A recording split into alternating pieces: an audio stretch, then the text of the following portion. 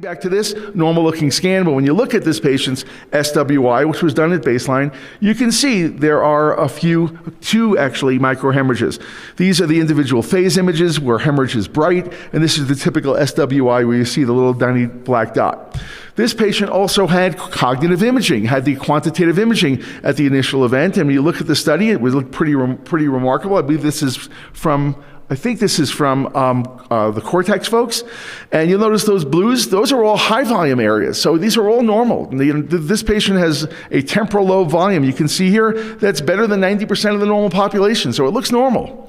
Except, interestingly enough, the posterior singular region where tau likes to show up is the smallest, there's only 2% of the normal population that has one that small, so it's kind of interesting.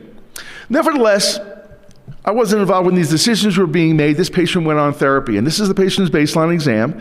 After 4 doses, you come back, whether you're symptomatic or, and in this particular case, you do this routinely to look for ARIA. In this particular case, the patient was asymptomatic, and look what we see. We see, a large area of edema within the substance of the brain, classic ARIA-E. So this patient had to have therapy stopped, and we'll talk about what criteria are involved. We'll give you some test cases to go through yourself.